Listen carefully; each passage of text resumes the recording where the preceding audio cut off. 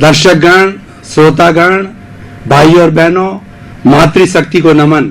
खास, विशेष और शिक्षा देने वाला, जीवन का रूपांतरण करने वाला कार्यक्रम में आप सभी का हार्दिक स्वागत है, अभिनंदन है, सत्कार है। आज हमारे मूल्य गिर रहे हैं, आज हम भटक रहे हैं, आज हमारी युवा पीढ़ी भटक रही है, आज हमारे बच्चे भटक रहे हैं और वो किस किस तरह का कार्य कर रहे हैं जो हमारी संस्कृति में कभी नहीं होता था।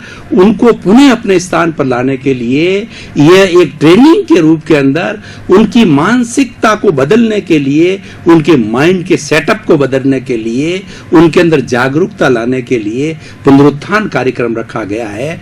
तो और उसके अंदर प्रतिदिन ऐसे ऐसे विषयों के साथ में जो आपके सामने प्रस्तुत होते हैं कि जीवन को एक नई दिशा मिलती है और हम जो हमारी रॉन्ग बिलीफ है, जो हमारी भटकन है, उस भटकन को समाप्त किया जाता है।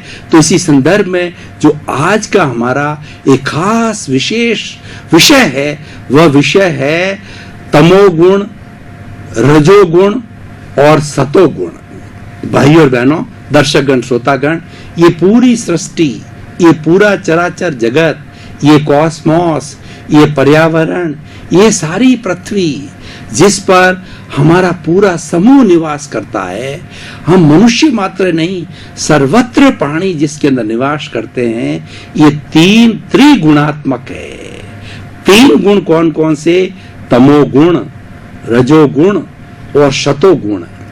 और ये त्रिगुणात्मक होने के कारण ये तीनों गुण इसमें निवास करने वाले प्राणियों में आ जाते हैं। मनुष्य एक ऐसा प्राणी है जिसके पास में पूर्ण विकसित दिमाग है, वह ज्ञान वाला है। इसीलिए वह इन गुणों से कैसे प्रभावित होता है उसको हम हाईलाइट करेंगे, उसको हम बताएंगे और किस किस गुण के प्रभाव से व्यक्ति क्या क्या एक्टिविटी करता है, कौन सा गुण अच्छा है, कौन सा गुण खराब है, कौन सा गुण हमें ग्रहण करना चाहिए और कौन सा गुण हमें छोड़ना चाहिए।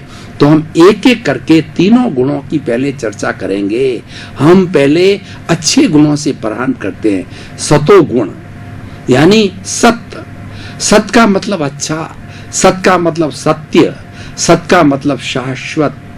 सतोगुण वह गुण होता है जिसमें व्यक्ति धार्मिक प्रवृत्ति का होता है। सृष्टि धर्म प्रधान होती है। सृष्टि का नजरिया जनता का भला करने का होता है, चराचर जगत का भला करने का होता है। भला कैसे होता है कि वह हमारी प्राथमिक आवश्यकता है, रोटी, कपड़ा, मकान, शिक्षा, चिकित्सा, हमारा भरण पोषण करने के लिए समय पर वर्षात करना, समय पर सर्दी, समय पर गर्मी, अतिवृष्टि भी नहीं होना, अनावृष्टि भी नहीं होना, भूकंप भी नहीं आना और ऐसा जलवायु रहना कि जिसमें समस्त प्राणी आनंद से जी सके। अगर बहुत ज्यादा ठंड पड़ती है तो मनुष्य तो मान लिया कि अपनी व्यवस्था कर लेगा, रजाई की व्यवस्था कर लेगा, हीटर लगा लेगा और घर के अंदर घुस जाएगा।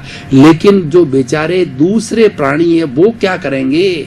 उनके तो मकान नहीं होता, वो तो खुले में रहते हैं, वो मर जाएंगे। वो एक पर्टिकुलर जो है ना टेम्परेचर के बाद में वो जिंदे नहीं रह सकते। सबसे अधिक जो हमारा शरीर स्वस्थ कब रहता टेम्परेचर की दृष्टि से कि हमारे अंदर का टेम्परेचर 30 डिग्री रहता है, बाहर का टेम्परेचर 30-35 डिग्री रहे तब हम खुशी रहते हैं, हम प्रसन्न रहते हैं, क्योंकि दोनों सम होते हैं। सम अवस्था में हमारा बाहर और भीतर का अच्छा एडजस्टमेंट हो जाता है, यानी ज्यादा गर्मी भी नहीं, ज्यादा सर्दी भी नहीं है। तो ये सतोगुण के कारण होता है। और ये गुण जिस व्यक्ति के अंदर होता है वह व्यक्ति एक परमात्मा का अंश होता है, वह व्यक्ति देवत्व शक्ति वाला होता है, वह व्यक्ति सर्व कल्याण की बात सोचता है, जगत कल्याण की बात सोचता है, सेवा की बात सोचता है, उसके अंदर अच्छे अच्छे विचार आते हैं।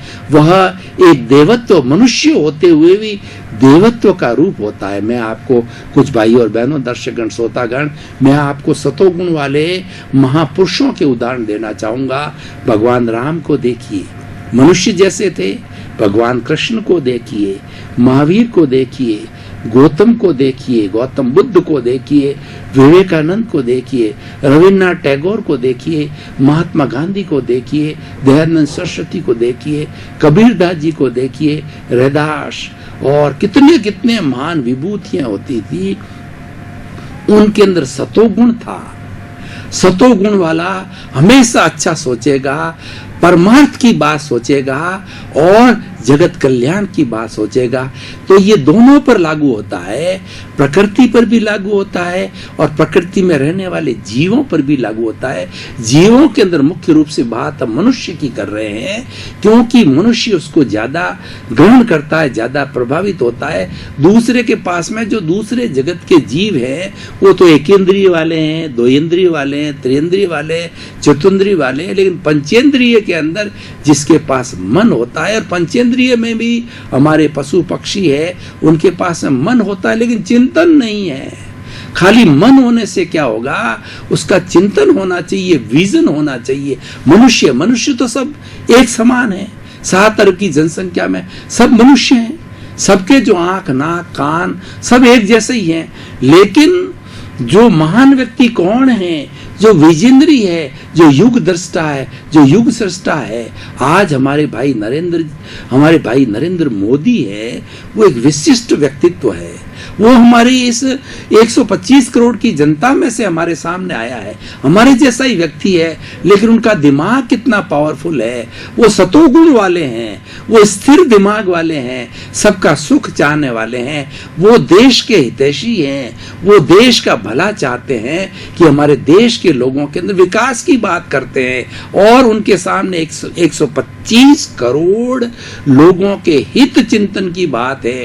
हो सकता है कोई स्वार्थी लोगों को वो बात अपने स्वार्थ के कारण गलत लगती हो, लेकिन उनके दिमाग के अंदर कहीं भी बुराई नहीं है, वो बुरा चिंतन नहीं करते हैं। अब कोई छोटा तबका जो बहुत स्वार्थी है, बहुत वो कुछ नहीं करके बहुत कुछ पाना चाहते हैं, भ्रष्टाचारी है, बदमाश है, और दूसरा समाज असामाजिक तत्व है, उनकी तो हम वो बुरा कहें तो वो उससे क्या फर्क पड़ता है। लेकिन ये सर्व कल्याण की बात करी, सतोगुण की हमने सारी बात करी, प्रकृति और मनुष्य दोनों पे लागू होती है, दोनों गुण। अब हम समय की अल्पता एक एक गुण के ऊपर हम बात करें तो घंटों घंटों पर बात की जा सकती है, लेकिन सतोगुण, रजोगुण और तमोगुण तीनों की बात जो है हमें निर्धारित समय के अंदर करनी होती है। और इसके साथ साथ में हम पैरेलल के अंदर देखें कि हमारा जो आयुर्वेद है बहुत पुराना है। उस आयुर्वेद के अंदर पुरानी सारी हमारी चिकित्सा आयुर्वेद पद्धति से होती थी। एलोपैथी तो हुए 150 वर्ष हुए हैं, और ये हजारों वर्ष पुराना पहले प्राकृतिक चिकित्सा थी, आयुर्वेद था, यूनानी थी, यही दवाएं हुआ करती थी, इसी से सारा कार्य होता था। प्राकृतिक चिकित्सा तो जब से सृष्टि बनी है तभी से बनी है। तो इसकी हम एक एक की हम विशेषता की बात करते हैं कि जो हमारी ये हमारे सतोगुण, रजोगुण, तमोगुण से जुड़े हुए हैं, ये पूरक है, उनको सपोर्ट करने वाले हैं, उनको फॉलो करने वाले हैं। तो हमारी जो आयुर्वेदिक सिस्टम है उसके अंदर वात, पित्त और कफ ये बताया गया, तीनों ये संतुलित रहते हैं तो व्यक्ति स्वस्थ रहता है, और तीनों के अंदर असंतुलन हो जाता है तो व्यक्ति बीमार होता है। जैसे वात मतलब वायु, जिसके अंदर वायु की हो जाती है तो उसके अंदर रजोगुण आ जाता है, और जो वायु उसके बाद के अंदर जो अपना जो है ये 3 गुण में से वात, पित्त की बात होती है, तो पित्त की बात वाला जो व्यक्ति जो है वो तमोगुण में चला जाता है, और कफ वाला व्यक्ति लोभी हो जाता है, लालची हो जाता है, बेईमान हो जाता है। यानी इन तीनों को अंदर अगर समभाव रहता है, सम रहता है, तो वह व्यक्ति जो है सतोगुण वाला हो जाता है। इसी तरह से प्राकृतिक चिकित्सा की तरफ देखें, हम ध्यान डालें, प्राकृतिक चिकित्सा क्या कहती है, ये सृष्टि सारी 5 भूतों से बनी हुई है। There are the 5 basic elements. What are those elements? वो है हमारी पृथ्वी, जल, अग्नि, वायु और आकाश। ये 5 भूतों से सृष्टि बनी है, और 5 भूतों से 84 लाख जीवा योनि जो सृष्टि में निवास करते हैं, उनसे इन 5 भूतों से जन्म होता है, 5 भूतों से इनका भरण पोषण होता है। और जितने समय तक वो अपना शरीर धारण करते हैं, जीते हैं, उतने समय तक 5 भूतों का उपयोग करते हैं। और जब राम नाम सत्य होता है, जब शरीर चला जाता है, तो पृथ्वी में, अब पृथ्वी में, जल में, अग्नि में, वायु में, आकाश में, पंचभूत पुनः समा जाते हैं। क्योंकि सारी सृष्टि की एनर्जी सृष्टि में रहती है। ये विज्ञान क्या कहता है? विज्ञान ने इसको सपोर्ट किया कि E=mc²। E means energy, M मास, मतलब इस सृष्टि की जो एनर्जी है ना, वो नष्ट नहीं होती है, वो परावर्तित होती है। ठोस से द्रव से गैस में ये बदलती रहती है, रूपांतरण होता है। लेकिन इस सृष्टि के अंदर जो एनर्जी जितनी भूतकाल में थी, वर्तमान में उतनी एनर्जी है, भविष्य में उतनी एनर्जी रहेगी, रूपांतरण होता रहेगा। एनर्जी जो है नष्ट नहीं होती। मैं जो बोल रहा हूं, ये भी एक तरह की एनर्जी है, ये वेस्ट नहीं होती है, ये जाकर के इस जगत में, इस पर्यावरण के अंदर समा जाती है। तो हम बात कर रहे थे सतोगुण की। उसके बाद में अब दूसरे नंबर पर आता है, वो रजोगुण कहलाता है। रजोगुण क्या करता है? ये चंचलता लाता है। व्यक्ति जो है वह चंचल हो जाता है, स्थिर नहीं रहता है। सतोगुण वाला स्थिर रहता है और रजोगुण वाला उसका मन डोलता रहता है, कभी इधर कभी उधर, वो एक जगह स्थिर नहीं रहता है। और रजोगुण वाले चंचलता से क्या होता है कि व्यक्ति रिलायबिलिटी उसकी खत्म हो जाती है। इसको मैं सृष्टि के व्यू पॉइंट से देखूं तो रजोगुण होने के बाद के अंदर कभी 1 मिनट के अंदर बरसात हो जाती है, 1 मिनट में गर्मी हो जाएगी, 1 मिनट में सर्दी हो जाएगी, और बिना कोई इंटीमेशन के, बिना लक्षण के कोई भूकंप आ जाएगा। कभी एकदम आंधियां चलने लग जाएगी, आंधी का मौसम ना हो तो भी आंधियां चल जाएगी। ये सारी कहते हैं, इसीलिए हम कहते हैं कि इस सृष्टि के ऊपर कौन है? सृष्टि माँ है। परंतु ये अचानक कैसे होता है? ये रजोगुण के कारण होता है, और मनुष्य भी उस रजोगुण से प्रभावित होता है। रजोगुण वाला व्यक्ति कभी भी रिलायबल नहीं होता है। वह व्यक्ति कुछ भी कर सकता है, किसी क्षण कुछ भी कर सकता है। वो चलता चलता व्यक्ति पागल भी हो सकता है। अभी अभी आदमी ठीक व्यवहार कर रहा था, रजोगुण वाला थोड़े समय के, एक ईमानदार व्यक्ति रजोगुण आने के कारण में बेईमान बन जाता है। एक चरित्रवान व्यक्ति, वो अब आप उदाहरण देखिए रजोगुण के क्या है। अब मैं आपको किसी का नाम लेना नहीं चाहता हूं, लेकिन अभी हमारे जो कि किसी समय के अंदर बड़े बड़े महात्मा गिने जाते थे, पूजनीय थे, बाबा आसाराम वगैरह, रहीम वगैरह, किन किन की बात करूं, ये पूजनीय थे और करोड़ों की संपत्ति इन्होंने इकट्ठी की है। लेकिन जब रजोगुण इनके अंदर आ गए, वो सतोगुण में थे तब वो पूजनीय थे। रजोगुण में आने से चंचलता हुई और अनैतिक कार्य कर लिए। अनैतिक कार्य करने से उनको जेल जाना पड़ा, और उनकी इतनी बड़ी प्रतिष्ठा जो है वो खाक के अंदर मिल गई। उन्होंने जो कुछ भी अपना अर्जित किया था वो सारा धूमिल हो गया। ये रजोगुण करवाता है।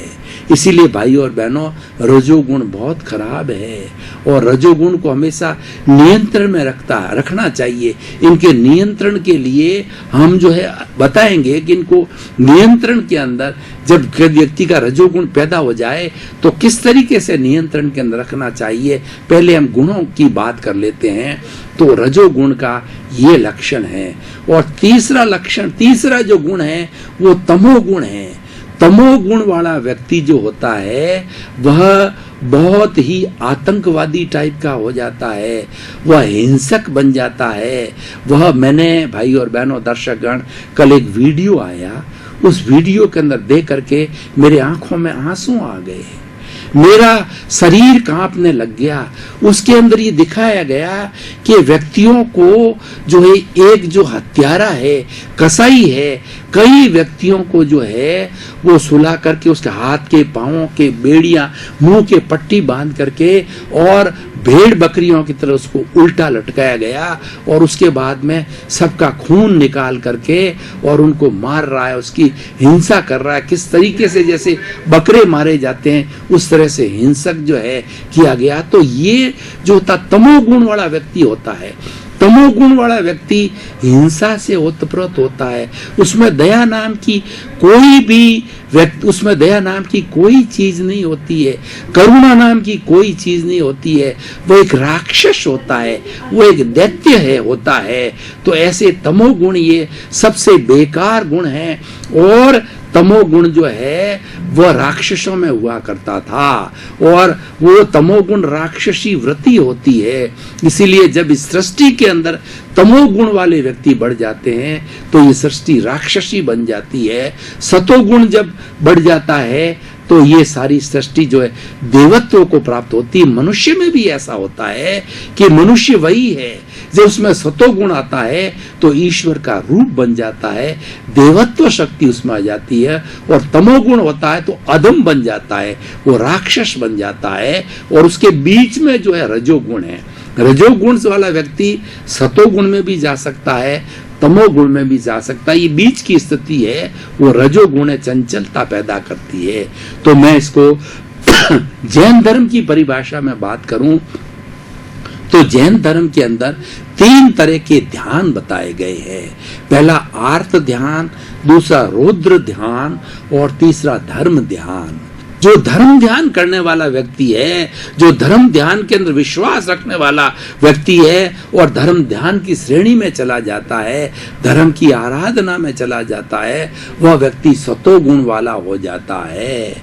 और उसके बाद में जो व्यक्ति जो है वो आर्त ध्यान करता है। आर्त ध्यान का मतलब होता है एक ही चीज की बार बार बार बार 24 घंटे वही रटन लगी रहती है कि मेरे को वह प्रेमिका चाहिए, उससे प्रेम हो गया है, वह प्राप्ति होनी चाहिए, मुझे लाख रुपए मिलने चाहिए, मुझे करोड़ रुपए मिलने चाहिए। लालसा लालसा 24 घंटे शरीर के अंदर मन में कोई न कोई एम्बिशन को लिए 24 घंटे वही चिंतन होता है, वो आर्त ध्यान होता है। वो आर्त ध्यान है, रजोगुण होता है। और एक रौद्र ध्यान होता है। रौद्र ध्यान बहुत खतरनाक, बेकार, भ्रष्ट ध्यान होता है। रौद्र ध्यान वाला हिंसक होता है, वो तमोगुणी होता है। तो इसलिए भाई और बहनों, दर्शकगण, श्रोतागण, हमें इस विषय से ये शिक्षा लेनी है कि हम रजोगुण तमोगुण को छोड़ करके सतोगुण के अंदर आए हैं। इसके उपाय मैं बताऊंगा। उपाय बताने के पहले मैं एक प्रेजेंट सिनेरियो की बात कर रहा हूं। इस सृष्टि के अंदर वर्तमान में सृष्टि भी त्रिगुणात्मक है।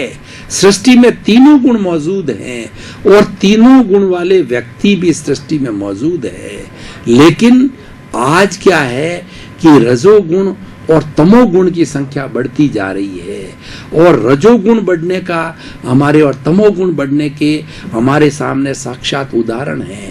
आज आतंकवाद फैल रहा है, आज भ्रष्टाचार फैल रहा है, आज संग्रह की वृत्ति फैल रही है, आज असंवेदनशीलता फैल रही है, आज प्रेम का दरिया, प्रेम का स्रोत, प्रेम की नदी आज उसको सूख गई है।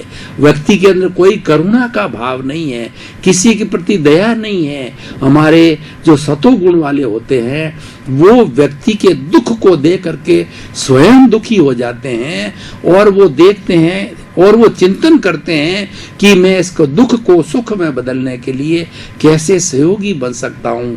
तन से, मन से, धन से, मन से, वचन से, काया से। ये सतोगुण वाला उसके भले की चिंता करना चालू कर देता है। तो भाई और बहनों, ये आज सारा तमोगुण और रजोगुण बढ़ने के कारण हो रहा है और ये हमारे होने कारण ये हमारा बड़ा भेद है। ये हमें दुखी करने वाले हैं। तमोगुण और रजोगुण हैं, ये हमें दुखी करने वाले हैं, अशांत करने वाले हैं। और व्यक्ति के अंदर दुख होता है वो तमोगुण और रजोगुण के कारण होता है, और जितना सुख होता है वो शतोगुणों के कारण होता है।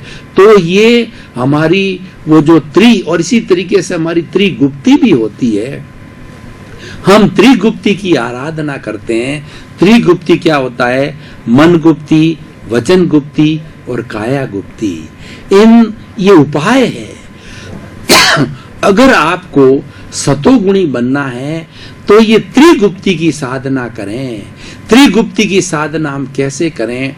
सबसे पहला मन एक घोड़ा है, और मन एक चंचल है।